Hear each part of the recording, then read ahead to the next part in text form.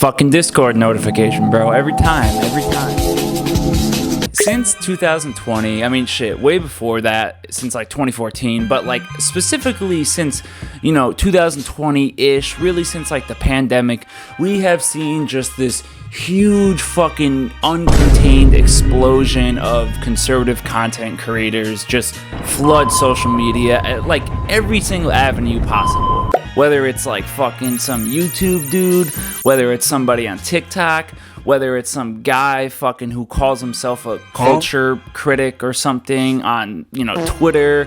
We've just seen this like growing presence of them, and along with it, a growing presence of their, kind of base, their audience or whatever, their NPCs, if you want to call it that. It's like, I can't help but wonder, are these people like, do they come to social media because they think it's a good platform to share their beliefs and maybe convince others of what they believe is like an actual cause? Or is it like more so that they're drawn to the alluring potential of profit? And if you ask why I say that is, well, because I think conservative content in general is a fucking cheat code to fame on social media, and really kind of just a cheat code to fucking money in general, to profit. And this is kind of just because of like how, their arguments work, how their rhetoric works. A lot of their arguments, it really like functions and it hinges upon like an emotional argument, appealing to emotion, especially things like, fear and causing anxiety. When they say that women find 80% of men as unattractive, that means like not even, you wouldn't even think twice. Not okay, not mid, like they say they're ugly. I do think that modern day women have a very high level of narcissism, and I think it's because we don't critique women enough. I think that we don't tell women the truth about maybe their body weight, their image. Because in 2022, your children's doctors might not be as innocent as you believe. Whether they know what they're doing is wrong or they're just terrified of a sick mob coming to cancel them if they don't chop off your children's boobs, they are getting in between parents and children, and they are pushing damaging trends. Shapiro says this all speaks to a liberal hysteria on American campuses. So your view is this is political correctness run amok? Yeah, I mean, it's the furthest extension of political correctness. That when you say something, that it's not just me disagreeing with you, it is me destroying your identity as a human being in a way that is akin to violence. I don't think you should speak. But that doesn't really comport with the First Amendment. I don't care. You don't care? I don't care. I don't think that's a relevant document right now. The Constitution is not a relevant document? Green M&M, you will notice, is no longer wearing sexy boots because leading women do not wear sexy boots. Leading women wear frumpy shoes, stilettos to lower block heels. Also less sexy. Totally turned off. We've achieved equity. They've won. And I feel like we've really seen this a lot in, the past few months, the past few years with like kind of the current talking points, trans people, socialism, the dreaded wokeness, the woke mind virus. And these kind of ideas, and when you talk about them, they feed off instilling fear into an audience. And, since we know how the algorithms work, the more engagement a video gets, the more it gets promoted. And, conservative content gets quite a bit of engagement, whether it's people who agree, disagree, or are neutral on the topics. People talk about it. People interact with it. It seems to, induce this, fucking knee-jerk reaction to a lot of the topics being discussed sometimes. It seems to induce this gut fucking surface level reaction, and people they get visceral about it and shit. It's weird. It's a strange phenomenon. And today's focus is no different, of course. I want to introduce you to the great Daniel Schmidt of TikTok. A conservative student at an elite university, and here is something I've noticed about a school like this that might surprise you. Daniel here seems to care very passionately about, the issues that surround us today, socially, culturally, fucking politically, economically, whatever the fuck. He seems to have this, deep, vigorous passion for what goes on and who's affected by it. And he seems to overall just care very deeply about what's going on today and the many great injustices that surround our world today and that plague our society, such as the discrimination of straight white men in today's society. might be obvious by now, but white men are the most discriminated against people in America. Shit, man, I don't know. It's just like, I think with everything going on, we need to just bump this up to priority level 10. You know, we need to just put everything else on the fucking back burner, and this just needs to be moved straight into the discourse spotlight. And we gotta talk about this more. I mean, this is a serious issue, guys. Fuck, dude. Why is nobody talking about this? I don't know. Daniel has amassed a decent following on TikTok. At the time of recording, he has like 45,000 followers, and some of his videos have earned like 1 million or more views, which is pretty impressive. I discovered him through a stitch on my For You page, somebody responding to him. And as soon as I watched a video of his, I just fucking knew, bro, I had to make a video about him. While each of his videos talks about like a different topic generally, there's like this quietly, you know, consistent idea that's pervasive in each and every one of his videos that you can kind of make out in the subtext of each of them. And well, this common belief is that, you know, white men are being oppressed in today's society, that there's an active movement of discrimination against white men that's happening right now. Dude, there's like 10 people outside my door fucking trying to discriminate against me right now, bro. Like, I'm not making this shit up. No, but this is all very much intentional. This is his rhetoric, you know? This guy is like a diet Nick Fuentes, and he's right here on TikTok talking to a bunch of viewers, presumably, you know, young viewers, probably young men, probably a lot of young white men who are frustrated with today's society. Daniel here presents a style of content that is engineered to deliver a warped and modified perspective of today's reality and what's going on in it. He presents a very distorted version of the truth by cherry picking, you know, facts and kind of obscuring the rest, kind of just ignoring anything that doesn't, you know, fit neatly within his narrative and within his argument. He presents a very misleading situation. He ramps up the scale of the anxiety of the situation when in reality it's a non-issue. And he gives him this very black and white outlook of what's going on. And well, in my opinion, this all kind of leads them down a radicalized path. And while saying that may be a heavy accusation against him, I'm going to present my argument. I'm going to let you decide for yourself to kind of see what's going on and, you know, let you make whatever you make of it and stuff. Fuck. You'll see what I mean. Just trust, bro. Just trust. For example, LinkedIn has just released a new feature that allows employers to literally block out people who aren't diverse, aka white men, from their job searches.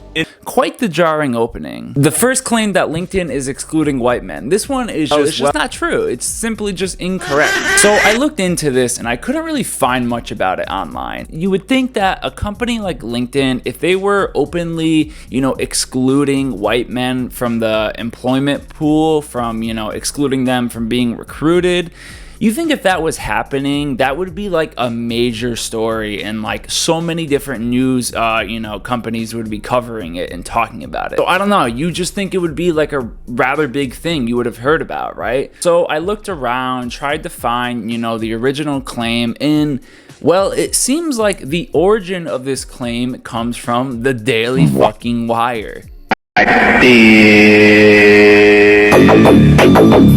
If you have used YouTube within the past like decade, you have probably at some point watched a clip, watched some piece of content that has come from the Daily Wire, whether from one of their creators directly or from somebody reacting to it, or maybe just seeing it in like the recommended, you know, tab on your homepage. You've probably come across one of their videos. And I don't know, man, considering they are a conservative propaganda machine, I found their claim hard to believe at best. It was very sus. So I went to LinkedIn directly to discover the truth. I found the blog post made added to their website when the feature was added. And as expected, the update does not say anything about excluding white males whatsoever. The update, however, is meant as an attempt to kind of establish and promote more diversity within the recruiting pool. And it does this by adding a feature called diversity nudges. And it lets recruiters know that their recruitment pool is unbalanced in terms of gender ratio. That's literally it. Both the image he showed in the actual blog post about the feature makes no mention of race whatsoever. All it does is ensure that the gender ratio of candidates in the recruitment pool is balanced, as it should be. So I don't know, to present this claim as LinkedIn excluding white men from the employment pool is just total bullshit, dude. In Massachusetts, nonprofits that are 50% white male are banned. So moving on to his second claim that organizations or nonprofits with more than 50% white men on the board are banned across the board. Across the board. Another misleading claim. How fucking surprising. So what Daniel here showed is a small screenshot from a designated article from a .gov website for the Supplier Diversity Office, the SDO of Massachusetts. And this article gives instructions on how to become an SDO certified nonprofit organization. And I want to make something very clear, which is showed in his own screenshot. If you want certification from the Supplier Diversity Office of Massachusetts, you already need to be an established nonprofit certified by the IRS. So if you want to be even eligible for certification, getting approved by the SDO, you already need to fucking be a nonprofit. And the SDO is a government program within Massachusetts, which is like kind of meant to promote and establish more diversity, within the working place of Massachusetts, to give minority groups kind of like a better chance at things. So when we look at it through that lens, it kind of makes more sense. And then we get to the second bullet on his own screenshot on the article. And yes, if you want approval from the SDO, which again is a government agency specifically meant to foster diversity, you do in fact need to have at least half of your nonprofit board to be people other than white men, which makes total fucking sense, bro. This claim is just so egregiously deceptive, it's actually kind of funny. Universities are now teaching classes called Angry White Male Studies, and at my university, and this is not a joke, there is a class being taught called The Problem of Whiteness. And then on to his third claim of the whole angry white male class. This one I just kind of couldn't help but laugh at. So yes, I want to say off the bat, it is true that the University of Kansas does offer a class titled this. And while I agree it's kind of a provocative, course name, I think we should add more context to this by including the course description, which I found from the, webpage directly. This course charts the rise of the angry white male in America and Britain since the 1950s, exploring the deeper sources of this emotional state while evaluating recent manifestations of male anger. Employing interdisciplinary perspectives, this course examines how both dominant and subordinate masculinities are represented and experienced in cultures undergoing periods of rapid change connected to modernity as well as to rights-based movements of women, people of color, homosexuals, and trans individuals. And it's also important to note that this course is specifically offered for people who are already taking a program in women, gender, and sexuality studies. So this course is mainly offered for people with those degree already, not for like the general fucking, student campus.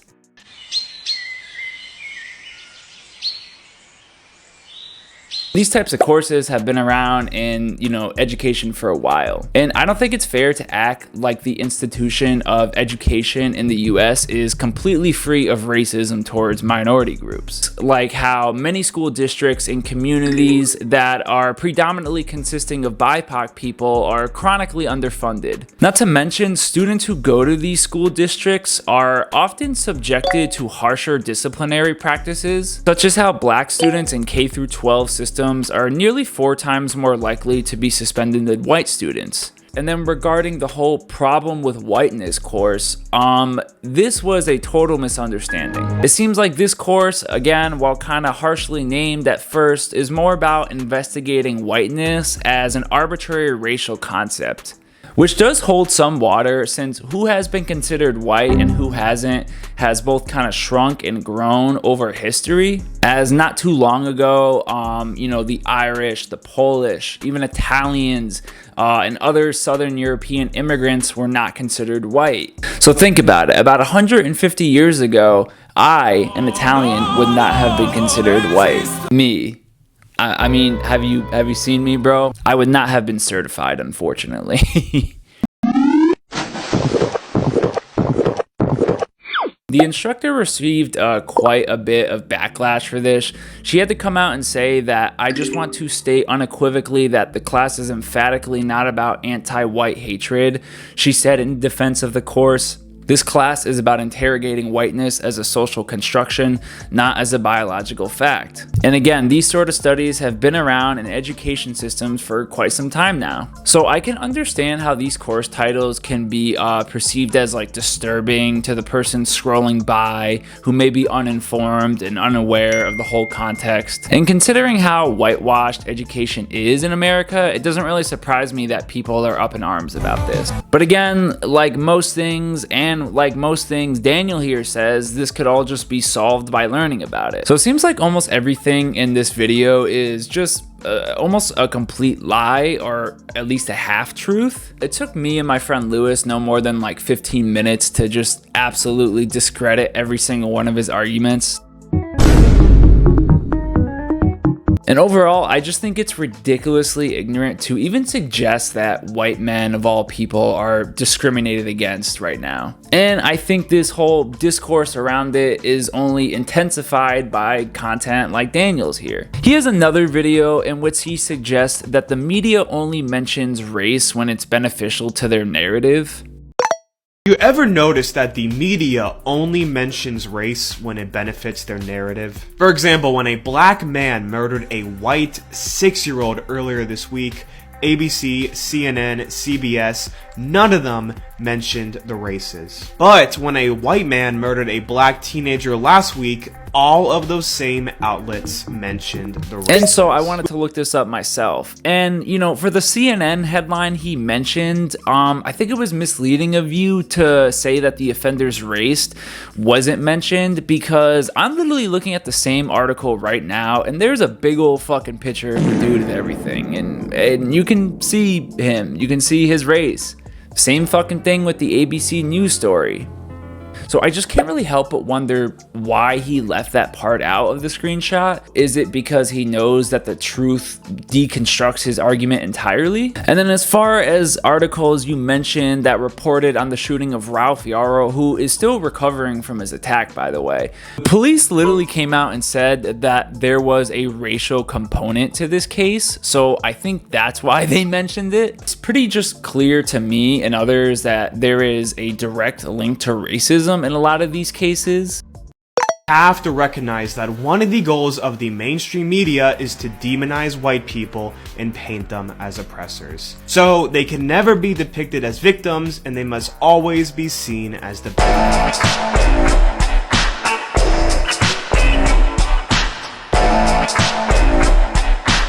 Overall, this idea that news groups have some sort of like secret conspiracy going to propagate a covert narrative where white people are vilified and demonized and attempted to be marginalized is foolish. That is not happening in reality whatsoever. And of course, if you get to the heart of this idea, you'll find that it leads back to the oh so common anti-Semitic conspiracy that Jews run everything, that Jews run the media. So to me, this argument overall is quite reminiscent and at the very least can be seen as adjacent to the Great Replacement theory, especially when you compare it to the rest of his videos and just look at it from a more broad context. Be honest, America is looking more and more like a third world country. Take a look at some of these photos of the New York City subways. They look nothing like a first world country. Now compare these photos to photos of subways in other major cities in the world. Dubai, Stockholm, Singapore, Tokyo, Warsaw, or even Moscow. Now, America is richer than all of these countries, so it's not a wealth problem, it's a people problem. A significant portion of America's population does not respect the country they live in. They commit crime without hesitation. They litter. They laugh and record videos as their fellow citizens are being attacked for no reason. However, this is really only the quiet implication behind his videos. I don't really think he needs to say this shit out loud, because his viewers are picking up on it, loud and clear. They're seeing what's going on. Overall, what he's saying here is just straight up wrong and is the product of confirmation bias. It just seems like to me this is an attempt to kind of lay, the groundwork for deeper parts of white supremacist ideology in general. This whole idea that, there's a media bias against white people for whatever reason. It kind of like serves as like the earlier argument, serves as like the proleptical argument to kind of like set the stage. His videos have like kind of a special place on the radicalization pipeline, kind of in the earlier parts of it, really meant to like ramp up that anxiety, that anger, that fear. More specifically, there's something that he said in this video that really stood out to me. Well, the question is, how much longer will white men tolerate all of this before they either do something about it or drop out of society entirely? Things will only get worse, and these are serious concerns. Before they either do something about it. Those two words, do something. It almost seems like he's trying to galvanize people to organize and to fight back, whatever the fuck that means. And really, I think it's also causing people just to be more anxious and frustrated with everything going on. Those who are already seeing things from his perspective, it kind of just causes them to like consume more of his content and more of this style of content in general, kind of just sending them down a deeper feedback loop. And to be honest, I think he knows that, and I think this is all very intentional. You ever look around and realize how bad things have gotten? Like, for example, 70% of Americans are on meds. 1 in 2 adults has diabetes or pre-diabetes. In 2021 alone, there were over 300 million antidepressant prescriptions. 40% of kids entering high school are now overweight. And 1 in 4 people over the age 18 are now on mental health meds. So while we have the most freedom we've ever had in history, we're now also the unhealthiest and unhappiest we've ever been in history. What's going on there? He's trying to persuade these people that they're under attack and that they have to do something and fight back before they are replaced. These videos are purposely meant to paralyze his viewers with fear, leading to things like I said, the whole great replacement theory and even white genocide theories, just nonsense like that. I don't know if he has some deeper agenda or if this is just some grift to make some cash, but overall, it's just concerning what he's doing. How we've been seeing people like Daniel pop up left and right, and how he's just amassed, a following in such a short amount of time by spreading misinformation and just other nonsense. And of course, while there's been a growing far-right base online for some time, to me, what's more concerning is the person who's scrolling by, who may not know any better and may, they may get sucked into this shit. They may actually believe what he's saying. They scroll by and they see this dude, and I'm not gonna lie, he speaks persuasively. He speaks confidently. It's like he has something important to talk about, when in reality, it's all just nonsense and lies. Overall, we need to really just start encouraging people to be like more, cautious of what they see online and question it more. Even if it's from like a reputable and trusted news source, especially if it's something that seems, kind of like crazy, like the shit he's saying. Just be more cautious about that. Question it more. Don't believe everything you see online. So overall, Schmitty Boy's videos here really are nothing more than cheap propaganda material disseminated to the masses of TikTok. Unfortunately, some of which are, again, eating this shit up, spoon and everything. Spreading conspiracy theories and misinformation, just throwing that shit out there carelessly. And just the core idea behind his videos are especially concerning to me. He's actually trying to convince people that white men are under attack in today's society, that there's a growing amount of discrimination against them. And just with that, these videos are nothing more than classic white supremacist and anti-Semitic conspiracy theory bullshit, bro. And these lies are being told from a very clear angle, meant to spread a very clear message to those watching. This is nothing more than a sly attempt to manufacture outrage. Maybe for profit, maybe for something else. I don't fucking know, bro. No, you don't understand. It's not like that. You see, it's really quite simple. Sounds like a melody in I think it's really good to come up with your own opinion, you know, to formulate your own thoughts. You know, what do you think of it? Like, you know, what's your reaction to it? You know, really. I don't know. Just keep that vibe going, bro. It's fucking hot in here, my friend. It's hot. Overall, don't be an NPC, and always remember to touch grass.